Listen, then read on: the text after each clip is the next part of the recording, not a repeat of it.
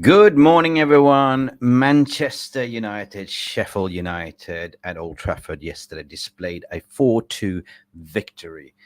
But if you look at the social media and some accounts, a lot of fans feeling a little bit unimpressed in social media. Basically, what is wrong with Manchester United in this 23-24 season and campaign? A lot of fans has been left mind-boggling, and it's creating the Ten Hag in, Ten Hag out. Is it the system? Is it the manager? Is it the injuries? Simply, is it just the current squad? So welcome to MUFC Realist TV. This is, of course, Mick Ruby's corner this Monday, or is it? No, what is it? Today is Thursday, it's midweek. But we're here with as a very special guest to crack that Da Vinci Code. We will try. But there's no other than Sal Warner from Stretford Post sitting here in the background waiting. But please do not forget to smash that like button, subscribe if you are new, because here we go.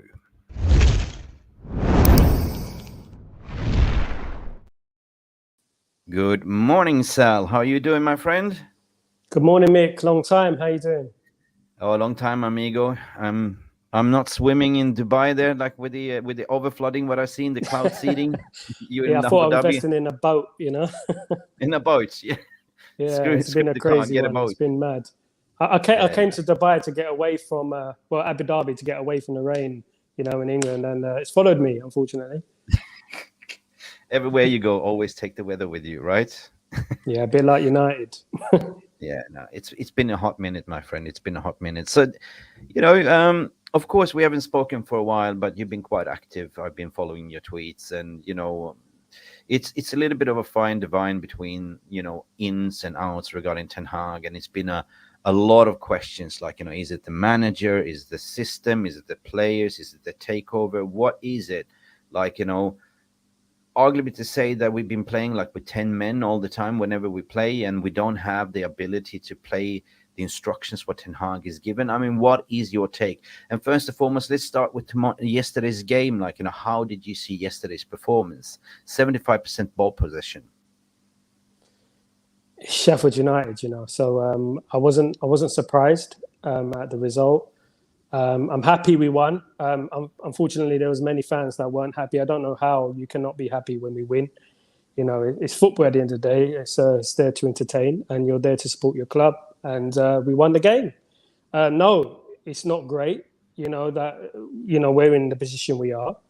We've got to look at the bigger picture. But I enjoyed the goals last night because we haven't scored many.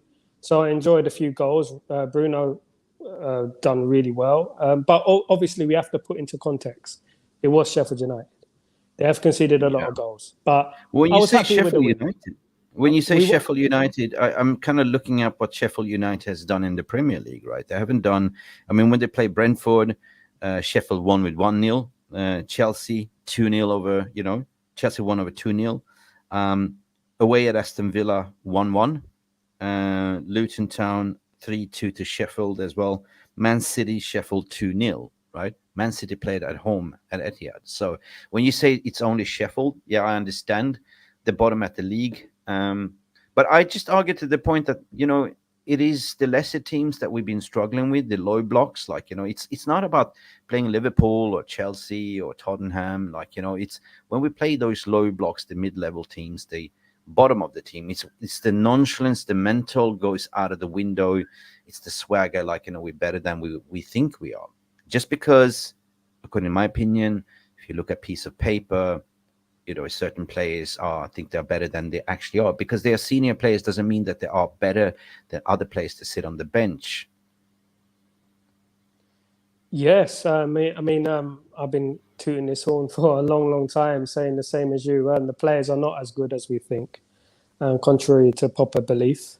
I know they cost a lot, but it doesn't mean they're as good. It doesn't mean it's good. Football has evolved, especially in the last 10 years. And we haven't really signed a whole new team. We still got 8, 9 players from the last 10 years, and they haven't improved, including obviously the names that we're going to mention. But Sheffield United are not as bad as people think. They have lost 9 a couple of times. I know that. They lost 9-0 against Newcastle, 9-1. But they shouldn't be underestimated. It is the Premier League at the end of the day, you know, Yeah. and we won the game, and it's a stepping stone, and it was good to see a few players out there. It's good to see Garnacho on the left, you know, good to see Ahmed come on. You know, it was a good outing for us, and it might give us some confidence for the rest of the season. I think that we're going to park that last bit to see, like, you know, a little bit of a balance, because I thought it was a different approach in terms of how the team performed in balance. But I'm going to also back to take what you said, like, you know, we haven't really got a new team because it's the same old players that's been there since Jose Mourinho, Van Gaal and stuff like that. So, and taking comparison what other Premier League clubs have been doing, like, let's take Arsenal, for example, right? When Arteta took over, right? He actually got the chance to get rid of all his toxic deadwood players and infused with young players that he wanted. And he bought fresh players that could actually fit the vision, what the club and him wanted to play, right? So we were a little bit shocked last season when they all of a sudden start doing the rock and roll 20 minutes, pedal to the metal football, trying to kill the game off in 20 minutes, right? And there was a totally different Arsenal, but that was actually what they wanted, right? You know, high press, high possession, you know, rock and roll, high intensity. But if you then look at United, all right, we don't have that ability. We don't have people with that, you know. Yes, they can play football. They should know how to play football because they've been playing football since they was 5. But it's just the way you've been schooled at the current past United staff coach that's still there, right? Pragmatic, counter-attacking football. And all of a sudden you come in, Erik ten Hag comes in with a disciplinary system. You remember when he came in, he had these 10 commands, right? No alcohol, you know, we play as a team, defend as a team, we eat together, you know, don't bring in your own food. We all sit in the cantina, kind of creating these cultural things. I think that's gone out the window, especially when you had a player, the Belfast Baby, undermining the manager and the club, going on a lash for 2 days in Belfast and getting away with it, like, in a sense, a totally wrong signal, right? And still getting picked, right? What kind of signals does that send to your rest of your teammates? Like, you know, you're undermining the manager, and plus you are bigger than the club, right? So that is the Da Vinci Code crack for me, because yesterday, if I saw the game, there was no Rashford in the team, and we all of a sudden saw the best out of Bruno, had the best game of his life, playing behind the striker. You know, I think he had 2 assists and 2 goals, right? And the team played a more possession-based ball, like, you know, taking care of the ball, right? 75% ball possession. Yeah, I think we had about 20 shots on target as well. So it's a total different United when you look at it, because it looks like all of a sudden we can see that without Rashford, without Scott McTominay in the team, we are actually playing with 11 men on the pitch. What's your take on that? Yeah, first of all, Rashford is a big problem, but it is multi-layered. If Rashford did leave, it's not going to solve all our issues. Firstly, I know people have been throwing that one out there, but it's a big problem that we have, you know, and we have to solve it, because yesterday I didn't see Bruno drifting out to the left to compensate for Rashford. I saw him staying behind the front too and creating chances, and, you know, it's no coincidence, and shooting from distance, which he did at Sporting Lisbon to great effect as well. You know, he's got a fantastic shot on with it the left well. foot. So, with the left foot, yeah. So, people, there's this thing with Rashford where people are saying that we're picking on him, and, you know, it's not fair. It's not one player, but as you said, that Belfast situation, what you have to ask yourself is, what would Sir Alex do in that situation if he did that? You know, what did he do to Beckham? You know, in the night, what did he do? Dropped him for Chadwick. You know, so. Yeah. You no one is bigger than a club, and Rashford's attitude on the pitch, body language, etc., isn't acceptable. And, you know, even the way he struts around the field, he jogs, he doesn't put his foot in. You know, I mean, obviously I'm old school. I come from Ryan Giggs, who used to run up one side of the pitch, you know, cross the ball in, then track back to the full back position, make a tackle, and run back. I mean, I'm from that generation, you know, so I like to see my wingers work a little bit, you know. No, but I would say that, you know, we're not here to slag the player or anything else, but we're looking at the system and why it's not working. And I believe that ever since he's got this bumper contract and his agent, Winard, they probably inserted that he has to be picked, right? He's a PR poster boy, most valuable asset, getting paid 300k a week. He hasn't not. When Scott McTominay outscores you in a season, Scott McTominay scored 10 goals. Rashford is like, what, 7 or 8 at the moment? That's a big, massive drop-off. So, the answer has to come, what's going on with Rashford? And we try to analyze everything, but ever since that Belfast incident, when his agent came in with his brother to talk to John Murtaugh and Ten Hag, they strong-armed him. Basically, he was back into the frame. He got fined, 2 weeks' wages, and he was back into Wolves game, and he scored and did this shush, right? That didn't sit down well with the fans. Like, hang on a second. And I'm just feeling the mood around the fan base. People had enough. Like, you're not a world-class player. Like, if you're a world-class player, you will score 30 goals every season, right? But, you had one good season and doesn't make you like, this star boy. So I think that the problem lies in with, you've been force feeding to pick a certain player that have to play, right? You've been told by agents and the club, you have to pick this guy. And as soon as you pick it, you're like 11 down, because this guy doesn't track back, he doesn't really, he's not a team player, activates the X mode button, plays the R2, like, dribble. And he's been found out, like, there's shooting, don't pass. If you remember last game when we actually dribbled into the wall and Bruno actually took the ball and smashed it into the net, right? So for me, that is a problem. So when I saw it yesterday, there was no Rashford because he was kind of saying he was injured. But if you look when he walked out, there was no physios attending his, normally when somebody's injured, all the physios and stuff runs to sort of massage him. Nobody. Because I think they knew that he was faking his injury, right? So I'm being very critical to say, like, for yesterday, I saw one thing, and I keep hearing what people were saying. We played better without Rashford, right? In terms of how we play as a team. And that is what I'm interested in. And Scott McTominay came off the bench as well. So, I mean, I just want to hear your thought process, because at the end of the day, there's been a lot of talk about that we should press on the front. We should play with 6 forwards and press and win the ball high up. But when you only have one player like Bruno that's only investigating the press, it's not going to be working, right? It's not. Bruno's the only one putting a shift in, to be honest, recently. Apart from last night, I thought a few. Maguire put in a shift as well. But in regards to Rashford, there's so many things, there's so many problems that it's become so toxic. It's like a battle between the fans and Rashford when it shouldn't be like that. We should be supporting Rashford. We should be, happy with Rashford. He's one of our star players, our best played player. It's even small things. I mean, I would class him as like a semi-captain sort of thing. So, because he's been there a long time, he's one of the old stays at the club. So, I expect him to be shouting on the pitch, screaming on the pitch to the young players, to other players. He doesn't even do that. Like, come on, like, let's go. Like, none of that. There's nothing there. It's like, I'm getting paid. Screw you, That's blah, it. blah, blah. And I'm going to do what I want to do. In regards to his brother, who's his agent, I believe, pick up the phone and call me, because Rio Ferdinand gave him a little bit of criticism. That's what we're here for, criticism. We're here to critique.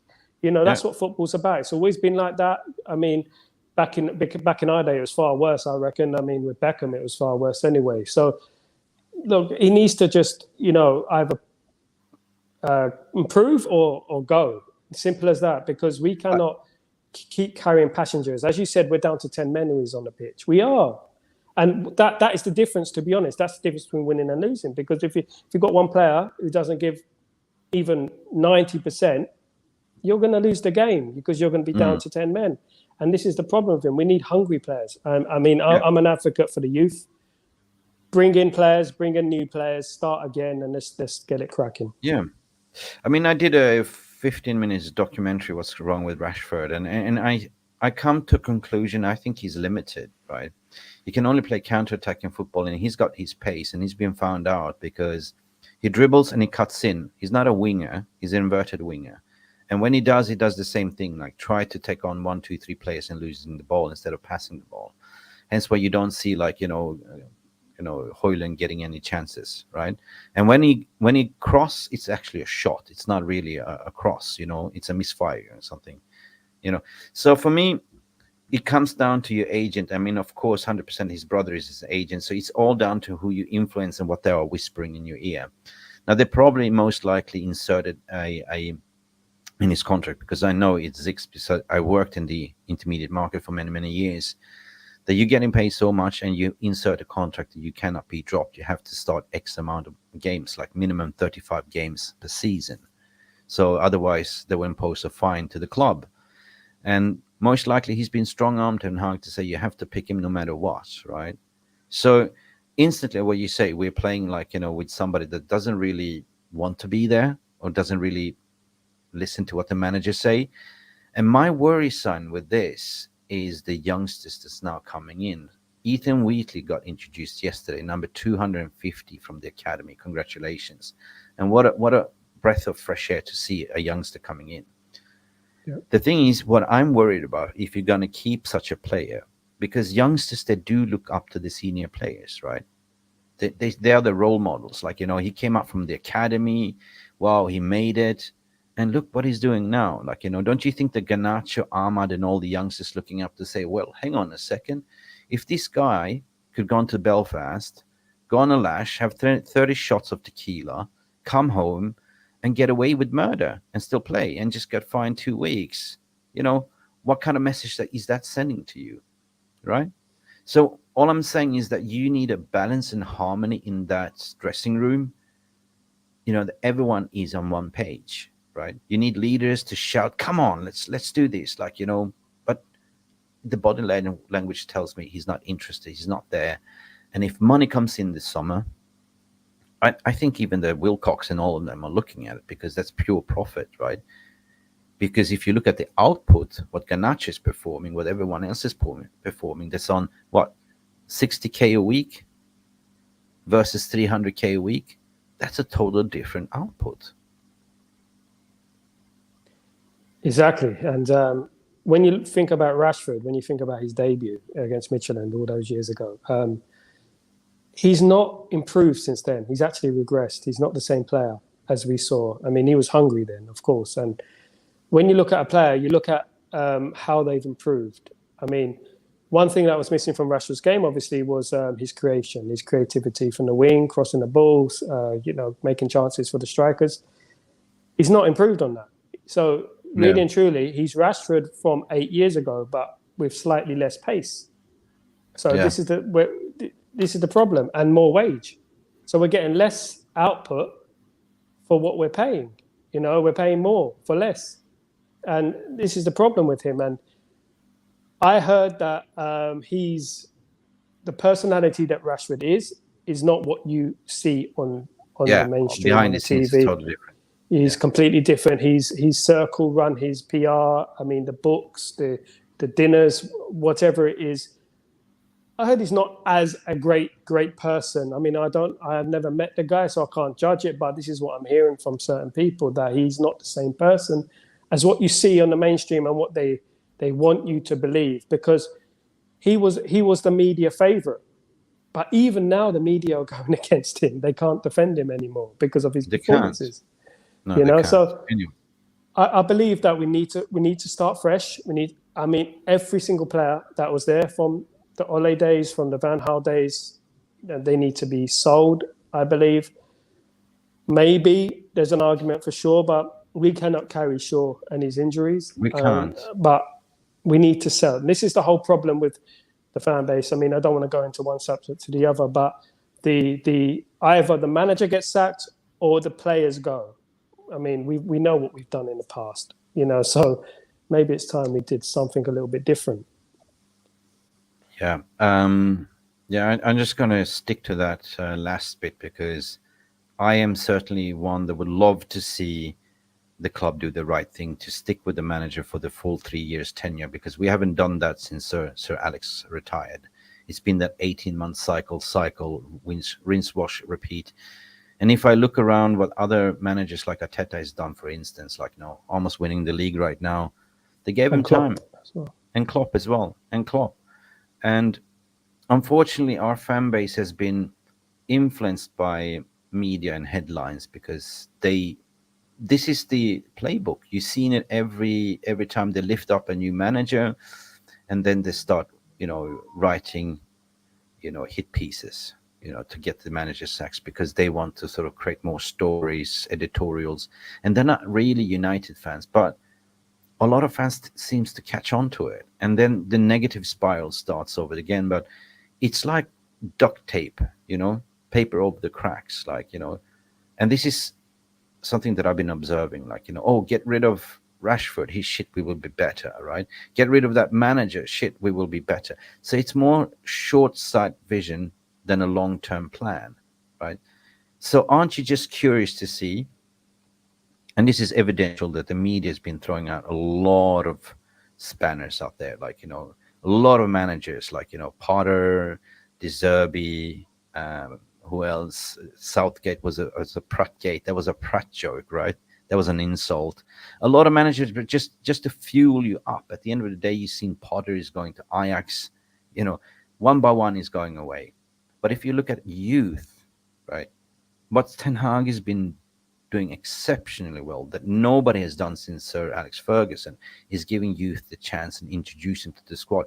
Arguably, Louis van Gaal did it, right? He brought in, who did get chance? Martial, Rashford.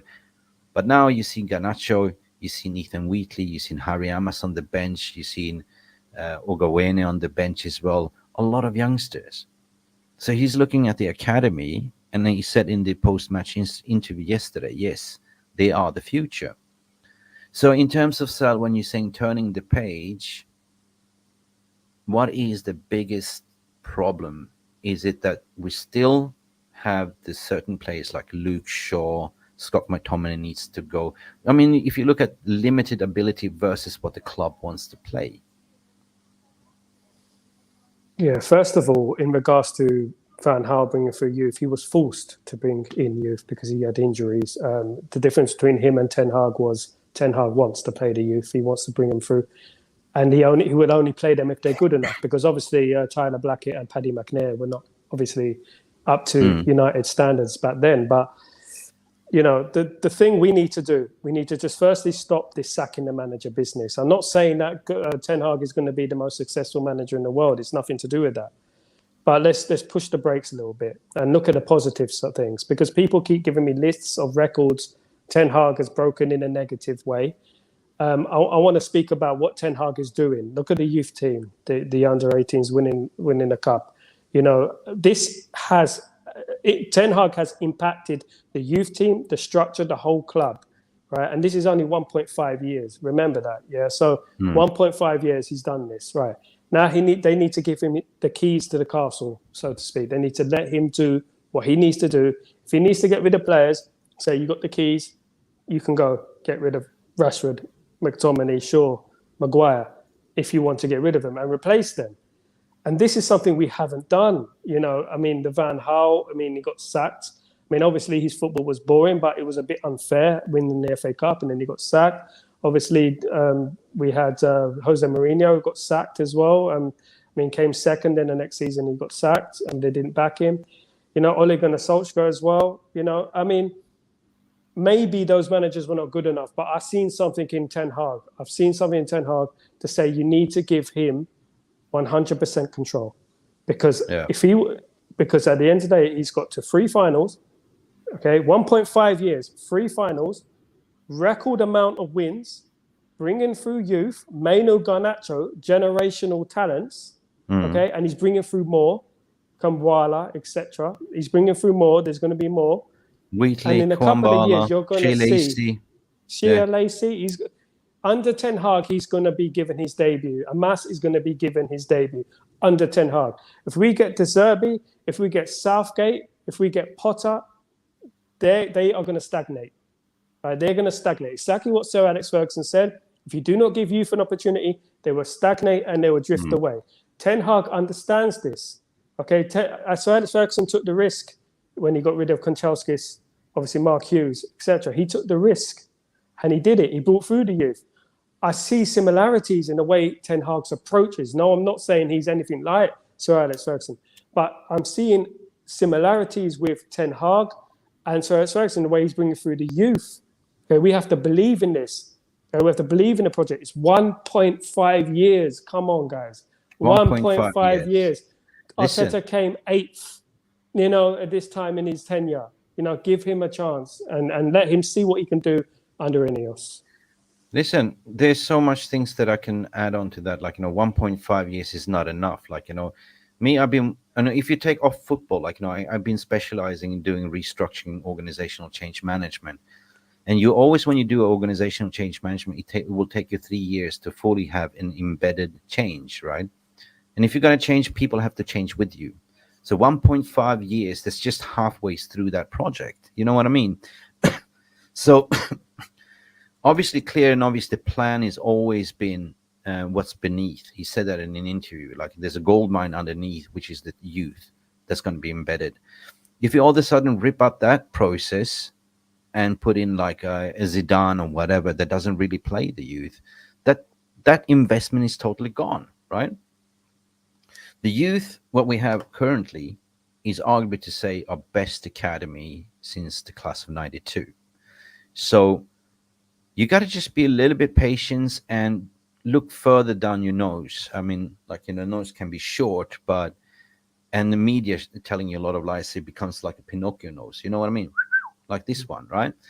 I understand that the in-game management has been poor, but you can also recognize that, hey, shit, I planned this summer with Kobe Maino in the start. I planned to have backing with certain players to play this style of football that I have, but I haven't because I just have to play this style right now to survive, to get points. Harry Maguire is playing, he's slow, but I think he's looking to get more of a faster centre-backs that can cover the wide spaces and play a high line with Onana as a sweeper keeper. I thought he brought in Mason Mount because Mason Mount offers you a lot of bundles of energy off the ball and high pressing and stuff like that as well. Better than upgraded Scott McTominay. So we haven't seen this season, or the plan hasn't really gone the way he planned, to be honest. And you came into the January window, they got screwed over, basically. It was the takeover. Did he get any backing? No. The left-back situation is still horrid. The centre-back position, horrid. Injuries, 65 types of injuries. So everyone knows that we need to sack and overhaul the overall medical department. But at the end of the day, if you're in or out, I don't really care. I'm sort of club. I look at it from a 360, like Sal.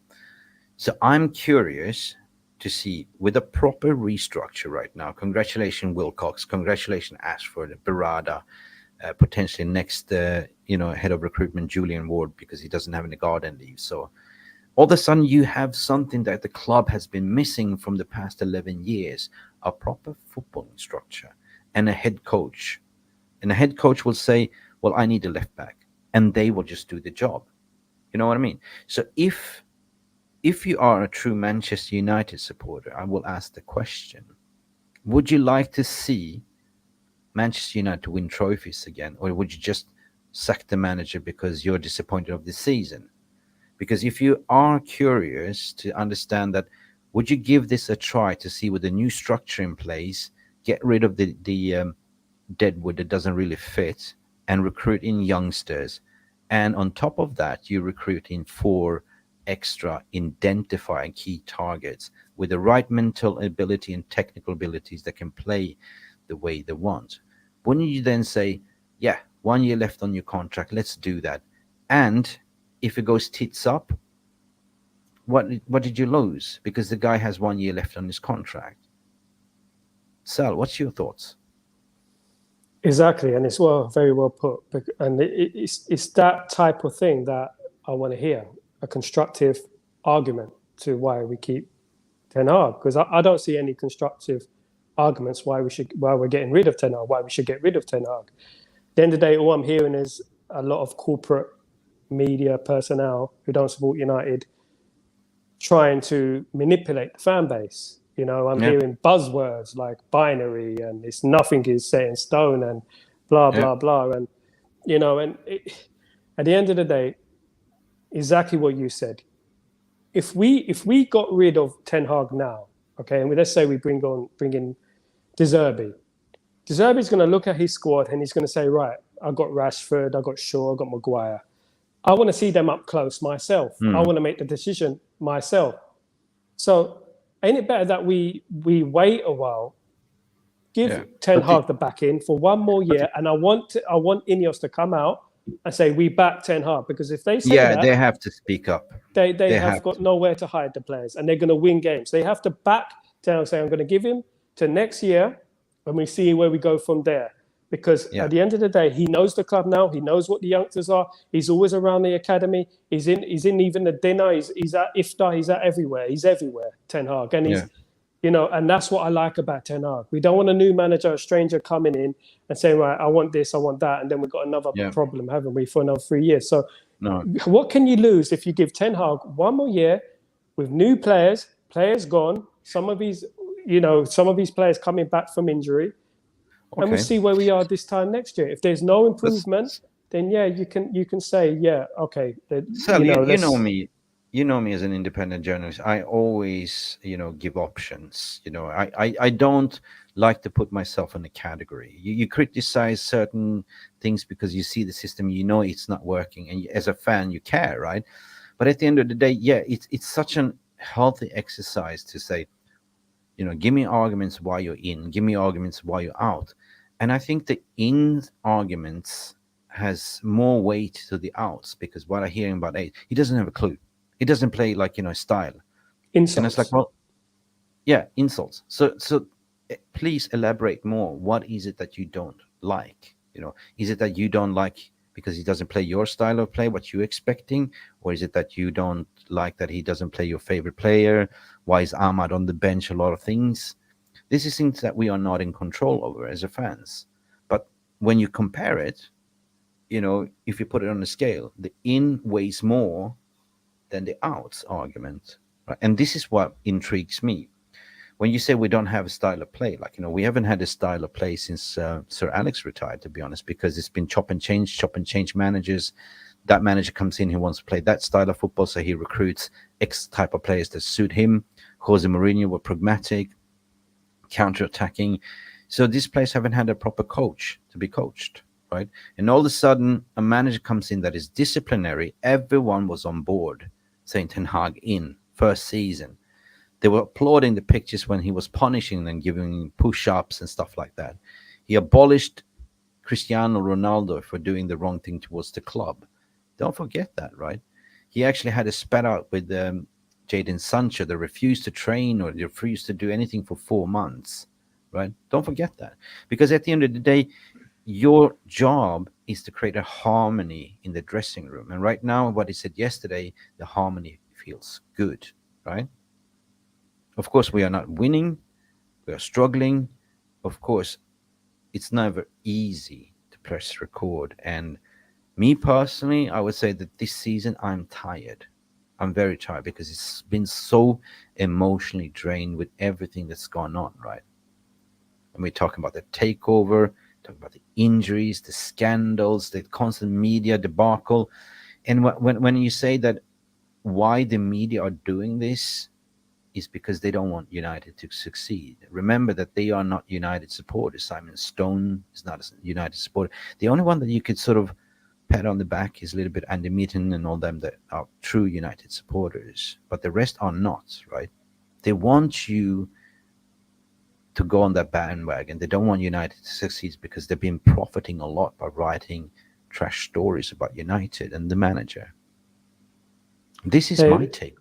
Yeah, exactly. And they also been hurt by Man United for many, many, many, many years. Yeah. They've been hurt from United. And my theory is this. My theory is that they didn't want Ten Hag in the first place. Many of the fans, some big channels, etc., didn't want Ten Hag. They wanted someone else. So when Ten Hag does bad, it's one of them egotistical things where I told you, you see, I knew it when Ten Hag's not the man, board fraud, all this rubbish. Yeah. And many of them wanted Pochettino, I'm hearing, So this is the thing. Remember that one? It was the fans who wanted Ten Hag. The fans wanted Ten Hag. The majority of the fans wanted Ten Hag. Yeah, and we all agreed at that time that we're going to give it 5 years. Many agreed. We're going to give it 5 years. He took charge of the worst United side in history. We were a mess. We agreed it needs at least £1 billion spent on it, in and out. And here we are, 1.5 years. Predictable as ever. Saying, "Oh, we need to get rid of Ten Hag." Yeah, no, I mean, it's true. He took in charge of the best United, the worst United squad, and finished third, got a trophy, planned for the next season to elevate from that one, and the worst thing happened. Right? You can't just. Ole Gunnar Solskjaer did that interview in Overlap, and he said that himself. Like, you plan for the next season to to elevate to the next step. If you finish third, of course you're going to finish, be part of challenging. But in terms of the recruitment structure, it's been undermined. Like, the agents has a veto. John Murta had a veto, and there was 4 different vetoes. So at the end of the day, mate, when you plan for the season and shit goes out, it goes tits up. To be honest, you get a lot of injured play to key squad, and what you do? Do you trust certain players in that squad and not listening to instructions? I mean, there's a lot of things that you can see is evidentially on the bench. So what has he done? Keeps persisting, playing his style. But yesterday was more of a possession-based style, if you look at the overall possession that we had, right? I know it's only Sheffield, but I thought it was a perfect game to actually have a little bit of relief. Yes, and in regards to Ten Hag, this style of play word, it's a buzzword that's going around, this style of play thing that's going around. I mean, I bet you most of these people couldn't tell you what Sir Alex's style of play was back in the day. I bet they couldn't tell you. So style of play is this new buzzword that's going around. There's certain buzzwords that the journalists are throwing around. I mean, if I got a team from League Two, and I said, right, I want you to play this way. You're going to do possession-based football, tiki-taka, overlapping runs, etc. I wouldn't be able to implement it because I don't have the talent on the pitch. We don't have the players to do his style of play. Okay, and people are completely ignoring this. And yes, he has had his own players come in. Yes, he has had Casemiro come in, and obviously he's brought through Garnacho and Menu. But it only takes 1 or 2 players to ruin the system. When Pep took charge of Manchester City, he was allowed to replace goalkeepers after goalkeepers until we got it right. He was allowed to sell the players he wanted to sell to fit his system. We cannot do this. We got players, who down tool whenever they feel like it. I mean, this time of year, it's quite predictable. It's quite predictable this time of year. I remember Ole Gunnar Solskjaer coming out and saying these players will never play for the club again after losing 4-0 to Everton. And they're still here. These same players are still here. And it's about time we stopped and said, hold on. Exactly. Look at the evidence. Look at the evidence here. None of these fans could make detectives, because at the end of the day, they're not looking at the evidence there. They're not looking at the evidence, what the problem is, what the actual problem is. They've been exposed. I mean, one thing that you can say that they've been exposed under Erik ten Hag this season. And then I agree what Nick Nash is saying here, and Nick S saying here, player power needs to be squashed. Give Ten Hag to prove himself where the players don't. The down tools very time they're not happy or with something. And this is the thing, right?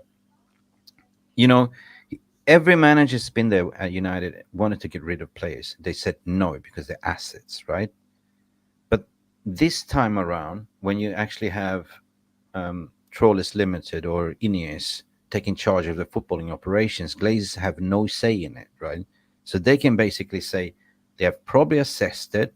They know who they can sell. And if the manager say, I want you to get rid of that player, it doesn't really suit. And that's the job to do. So that's why I'm curious to see in this summer, mate. This will be the first summer that we will see a proper transfer window with the proper people involved in terms of the ins and the outs. But for me, the biggest task is the outs that needs to be done, right? You cannot have players that are overpaid, overhyped, and doesn't really want to play that, or doesn't really know how to play that style of play, that or the system, right? They don't have the legs, they don't have the capacity, they don't have the mental ability. Get rid of them. We talked about Luke Shaw on a day when he's fit, one of the best left backs, but you got to look at how much do you offer versus your wages in output, and how much do you have in sick leave, right? You're always missing like in half of the season. So for me, unfortunately, I love Luke Shaw, but he's got to go. You got to be ruthless, right? I know a lot of us have sentimental values attached to X certain player. I cannot lie. Like I started to really like, Garnacho and Amad Diallo. Like it started to be a little bit, the new youngsters in Hojlund. But when I look at Bruno Fernandes, there's been a lot of stick on Bruno as well. But when I read what he said to Ethan Wheatley, I don't know if you saw the article, Try to and he pass said, it. I want to make sure that I wanted to pass you the ball so you can score your first 9 minutes. And that is a captain, right? So for me, yesterday's performance was a harmony squad, balanced squad. Of course, Ericsson in that midfield starting, you can understand that he hasn't had many games under his belt lately. So you cannot play him more than 60 minutes, and he's going to go in the summer anyway. Anthony Dos Santos, the jury's out on me on Anthony. I don't know what your thought process is, but as soon as Amad Diallo came in, he showed what a proper right winger is. Weren't we losing when Ahmed came on? We were losing, weren't we? And then he came on and we ended up winning the game. Yep. You know, he needs to start giving Ahmed a chance. And obviously, we don't see Ahmed in training. We haven't seen enough of Ahmed to make our decision on what he's about. But what we've seen so far, the little bits what we've seen, I'm impressed. I mean, he shows effort. He runs back. He tracks back. He tackles. He runs forward. I know he's trying to justify the Anthony signing. I think this is the problem. I think he's been 80 million on Anthony, and he wants to justify his signing. Sometimes you have to cut a loss and say, look, it didn't work. It happened under Sir Alex Ferguson, and it happened under a lot of other managers. Happened to Arsenal with Pepe. It's going to happen. You're going to make mistakes. It's not going to work out. The Premier League is a different animal. You come to the Premier League, you don't know what's going to happen. You might win, you might flop, you don't know. But it's a tough league. I don't think Anthony is a bad player. He's not. A lot of players have been put into a situation where it's Manchester United, the sleeping giant, and they got pressures to perform and to get us out of this ditch that we've been in for the last 10 years. So they're trying too hard. They're not relaxed. It's a very tense atmosphere, and obviously Anthony has had off-field issues as well. But we have to sometimes say, look, it didn't work. It didn't work out with Veron. It's the way life is. It didn't work with Veron. There's a lot of places that don't work. You have to say, look, I spent this money on this player. It's not worked. I remember back in the day when there was this player who signed for Liverpool. His name was Sean Dundee, and he scored endless amounts of goals in Germany. And he went to Liverpool. He couldn't hit a barn door. He was like 1 goal in 30 appearances, something like that. Chris Sutton, 1 goal for Chelsea. And we know he's prolific at Blackburn. It's just the way it is, Sometimes it just doesn't work out. And if we have to sell him, we have to sell him. And, some people are not cut from the Premier League, to be honest, right? And the thing is, one thing that's left a food for thought in my mind, in terms of why you're picking players, is the club pressure. Would you rather pick a player that has got a value, asset value, over somebody that's got that you pay like 5K a week? Of course, you have to pick the put them on the display window, right? This is my Ferrari worth 1 million. I got to put it out there, even if it doesn't drive well at the moment. I just have to put it out there. But in the background, you have a supercharged, whatever you call it, a mini that will outperform it, right? Cost you less. Do you understand that analogy? So I think it's time to stop that and call a spade to say, look, if you're not performing, sit on the bench, mate. Get hungry. You can clearly see Ahmad is there. You can clearly see Garnacho is cooking at the moment. You see that there's a lot of people competition for places, but the club is kind of undermining, say you have to play Rashford because he's our PR poster boy. You have to play Anthony Dos Santos because we paid 90 million for him. Bloody hell, it's looking bad for us in a PR way. The judge and jury's out of him. In Ajax and Eredivisie, he was totally different player, totally different stats. Seen glimpses of him, but I don't think it's going to work out in Premier League at the moment. So I think if the money is there in the summer, I think he will be shipped out, to be honest, right? Because for me, again, going back to what I said, like, you got to take away the sentiment, what you feel towards certain players, and just be ruthless. What is best for Manchester United? What do you want? We want to win again. We want to win trophies. So for me, against Sal, it comes down to the window. Like, it's very interesting in terms of out more than ins for me. Yeah, and we're going to get a good idea what Ineos are about this summer. If we see a marquee name get sold, then we're going to say, well, they mean business. If we see a McTominay, a Rashford, a Maguire leave the club, we're going to be like, they mean business. But if we still see the same old, oh, we only get rid of a couple of players here and there that we don't play anyway, we'll probably get rid of Hannibal and Van der Beek. Yeah. Then it's not going to make much difference to us. We need to set a marker down. We need to set a marker down. Rashford, I've been a Man United fan nearly 40 years. I like to think that my opinion has some weight. I've seen a lot of wingers come and go at United. He's not good enough. It's as simple as that. We just need to admit, all right, he's from the academy. He can produce magic moments. There are many players in our past who produced magic moments, but were not good enough for Man United. Memphis Depay could produce magic moments, but he wasn't good enough at the time for Man United. So if I would sell Rashford, I would sell, unless you're going to bench him, which they're not going to do. Anthony the Jew's out. I feel really sorry for Anthony because I feel like he's been scapegoated by the media a little bit. I feel like, obviously the ear thing and stuff, and people have jumped on him because of that. Come on. At the end of the day, yes, it's Coventry City, but you're dealing with human beings here. They're human, he's human. Yeah, they're giving him banter, he's giving it back. It doesn't matter who it is. This is doesn't matter. It matter, it's what we do on the pitch and off the pitch, because everything is super amplified, like a Marshall amplifier. You drop a needle in a haystack, or somebody pulls a fart in the dressing room, everyone would know about it. You know what I mean? But I have a question from Cass. Big up Cass 252. Guys, get your questions in, because we're coming to the Q&A section. Sorry, we've been into this conversation deep, so we haven't really neglected the chat, but there's a lot of things to talk. Mick, ask yourself, what does Ten Hag do good as a coach? I will ask you. Ask me. Yeah, well. You, I guess. Okay. What does Ten Hag do well as a coach? Okay. He's a fighter. He comes back from adversity. When the chips are down, he's got a record of getting to finals, 3 finals, or 4 in 4 years. But now he's got a record of getting into finals. And the number one most important thing, youth, courage, success, which is Manchester United's DNA. He brings through youth. He creates youth. Maino, Garnacho, Armas is coming through. Shea Lacey is coming through. This is the fundamental part of our club. And he's doing it. He gets it. Yeah, and that's the thing. And just think about this, like what he does good and what he does bad, whatever. Like imagine he had the backing. Imagine he had his full squad. He's only had the luxury of playing his full team twice this season. Twice. Okay?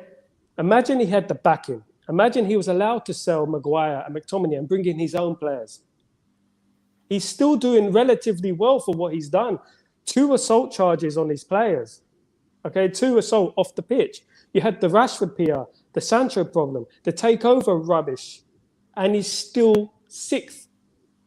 And he's still in the final. People overlook this. This is the Premier League, for goodness sake. This is the Premier League. This man is doing it, and 60 injuries, and he's still 6th.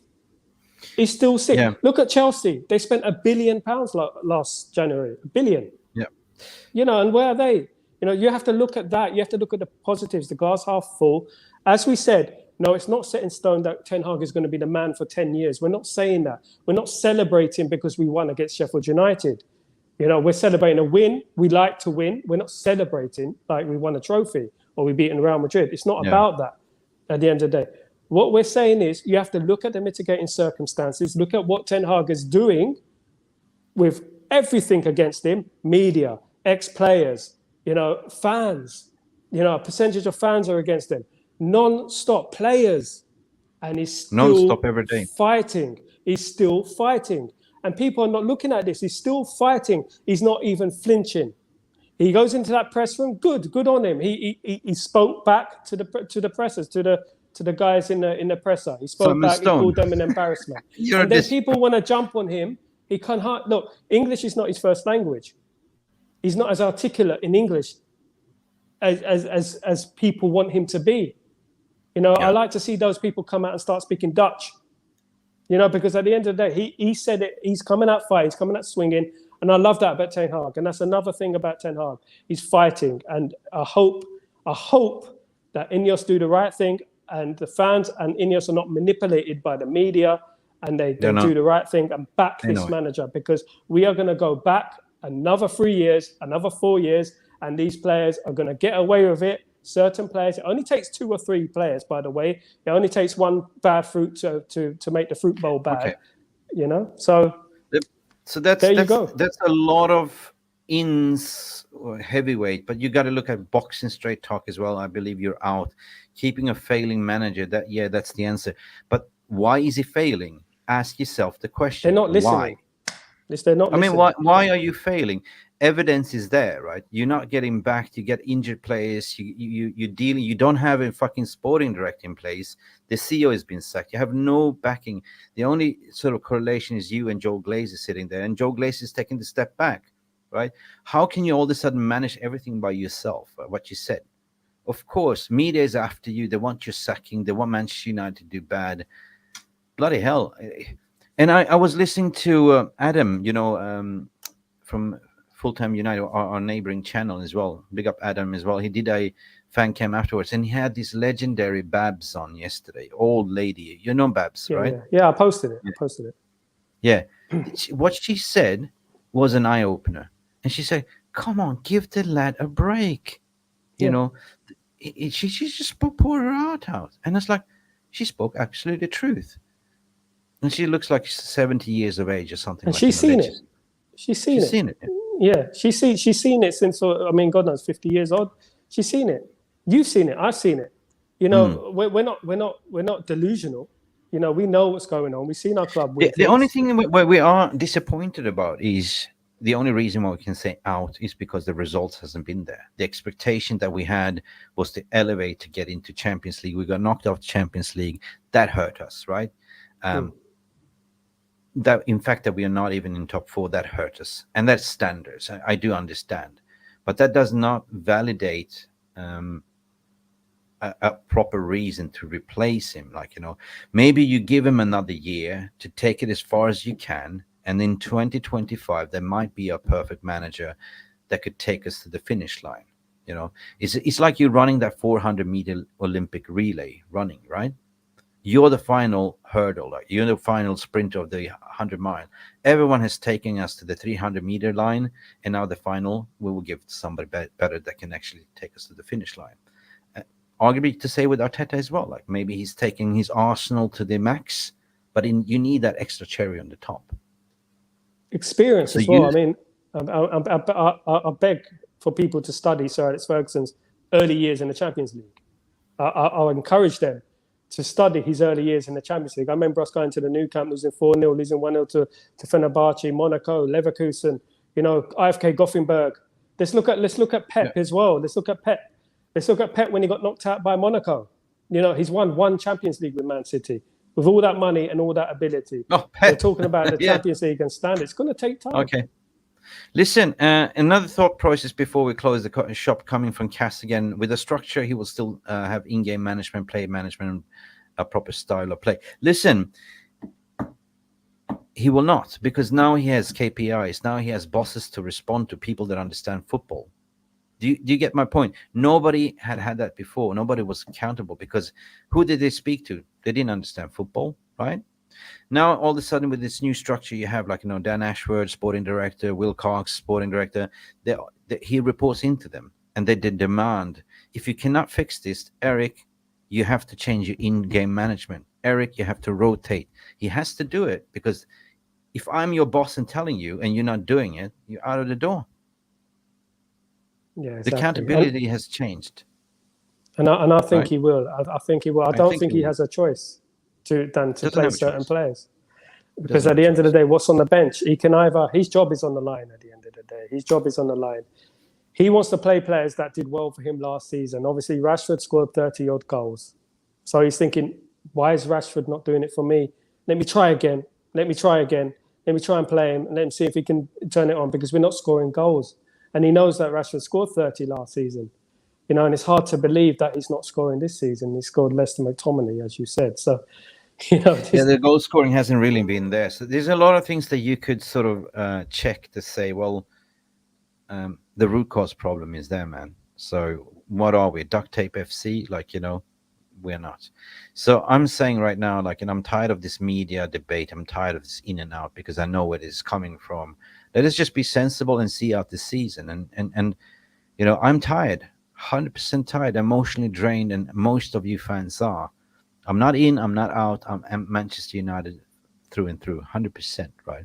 And if something's not good for the club, that's not good for the club, and then it's Glazers.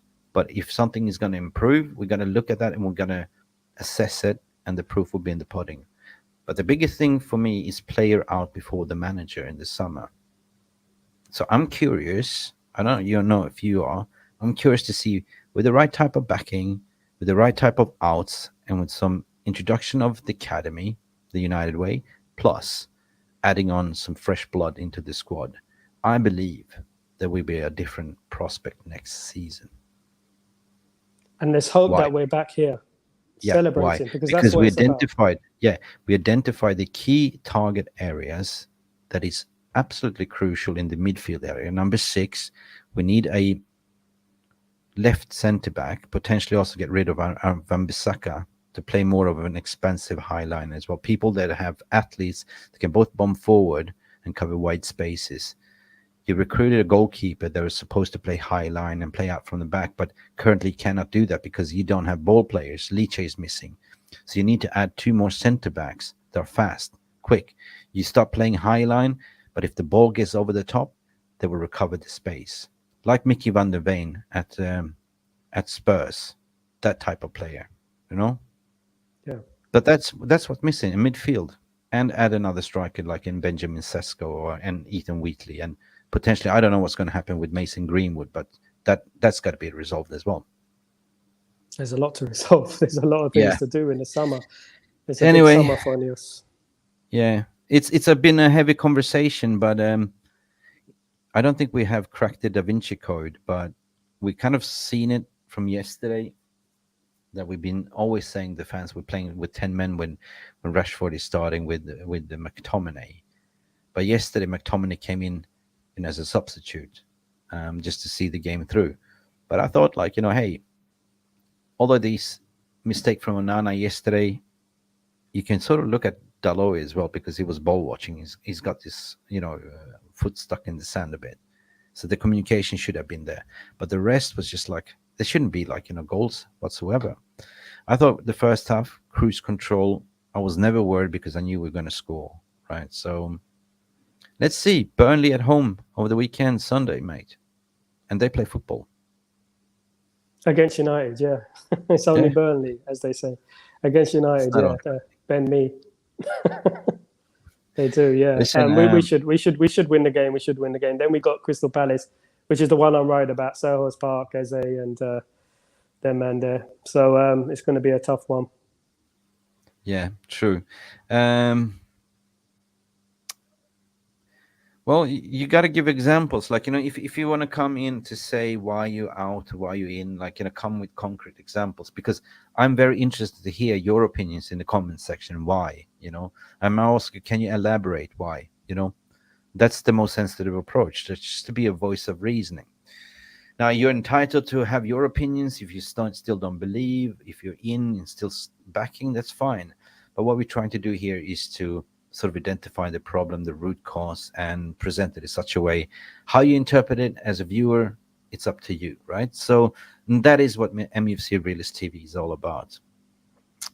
Mark Nurse is sitting in the background producing, and he's having a blast because he's in the chat as well. Listen, what do you expect for the remaining of the season? And do you expect to see more youngsters coming through here, giving a chance FA Cup, what do you see FA Cup being? Do we have a chance? Yeah, we have a chance. I mean, it depends on who's fit. Hopefully, we've got some players coming back. We've proven we can beat Manchester City.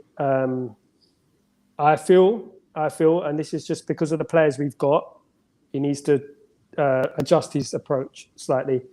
He needs to play a bit more on the like defending counter-attack sort of style against Manchester City to try and win the game.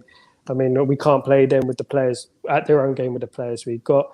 Hopefully, we get the sixth position, we get the Europa League. If we win the FA Cup, who's going to argue? Who's going to argue with Ten Hag staying for another year? So, hopefully. Until then, FA Cup is when? 25th, 25th of May. So, yeah, plenty of time to get some players. That's 1 month away from now. You might get Mason Mount back in. You might get Leach might be back in as well. Yeah, I think Leach will be back in as well. So, listen, anything can happen. It's 50-50. It's cup, you know. And, by the way, Scouseteers. Scouseteers. Was it Virgil van Dijk? Yeah. Gotta laugh about that one. I have a sneaky feeling, mate. And I think that Arsenal will win the league.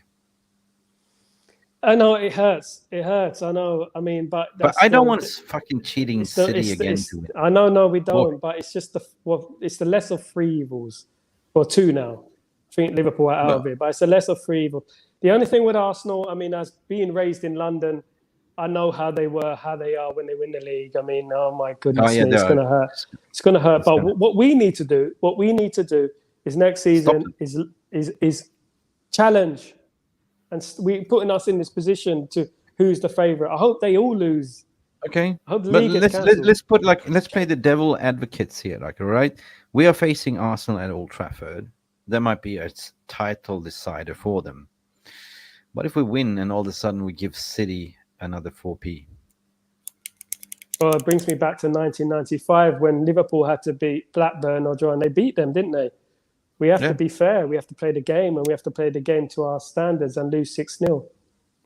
Bro, but still, if you give City the 4p and then they go through the arbitration and get done by cheating, 150 charges, and get stripped of everything, so it doesn't really matter. This is the thing. This is the thing in Man City. No one cares. Look, I live in Abu Dhabi at the moment, right? I live in Abu Dhabi at the moment. They built this complex, this big, massive, huge Manchester City complex in Yas Bay, right? And no one is there. No one cares. No one's there. No one's there trying to sell tickets. No one cares about Manchester City. Let me tell you, they can win the treble. I was fortunate enough to speak to Dwight York this morning, a legendary Man United player, and he even said the treble doesn't matter. Man City's treble don't matter. Man City don't matter. They're going to get stripped anyway. 115 charges, cheaters. No one cares. We did it properly with the youth. Yeah. No, big up then. If City wins again, I don't really care because, as you said, if Haaland scores 40 goals, I don't care. It's just so plastic, you know what I mean?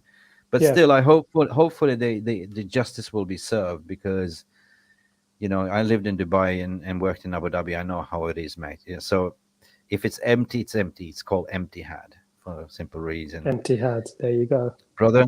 Thank you so much. It's been a hot minute since we saw each other last. Hopefully see you very much soon again. Thank you for coming in and providing such a great nuance as well. Guys, if you do watch in retrospective, don't forget to smash that like button. Subscribe if you haven't. And again, Sal, people find you mostly on Twitter or X, what they call it nowadays. I don't know. X, Twitter. I'm so used to saying Twitter. Stretford Post, right? Instagram Post. As well. That's me. That's what you can find him here as well, appearing, right? It's occasionally when you do. It's been a while. It's been good to be back. Really, brother. Thank you so much, people, for coming in, and sorry for not being so active towards the chat. Next time we will have more engagement. It's been over a month since I had you on last time, so it's been too much to catch up on. So anyway, lots to catch up on. Right, and at the end of the day, Burnley Sunday. What I have you on? What do you think? What's going to be the score prediction? Will it be a different lineup? 3-1 United. The thing is if he picks Rashford, I mean, this is the only stumbling block is Rashford. If he picks Rashford again, I mean, I will be very upset. So he needs to carry on with the same team and maybe start Ahmed.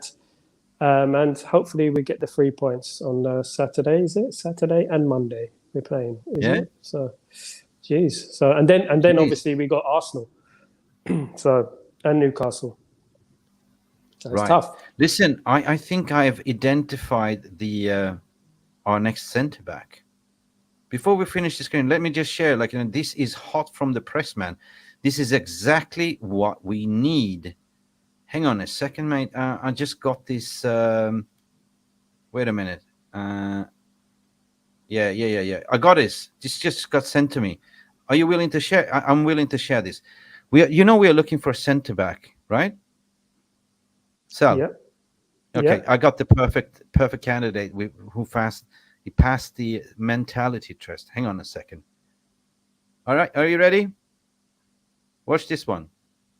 Qu'il y a une possibilité avec Dolberg, et là il y a une faute. Wow, world class. Maldini-esque. Oui, évidemment. La rouge pour McAllister, et ça c'est un tournant. Yeah, that's it. There you go. He just jumped on him. Mais à la 32e There minute. you go. Right, it's a bit like Phil Jones, who jumped with his head first, to try and tackle. What do you do? Mental block, you do a rugby tackle. You just go and jump. By all means, you stop the ball going in the net. That's it. Big up. Finish off little bands. Thank you, guys. Beautiful people. Don't forget to like and subscribe. Follow Sal on Streetford Post. Been Mick Ruby here and Sal Warner. We had our say. Hopefully, we made you a little bit of a better day. See you to the next video. Glory, Manchester United. And please, Blazers out. There you go. Thank you so much for stopping by and watching MUFC Realist TV. Don't forget to like and subscribe and follow us on the socials.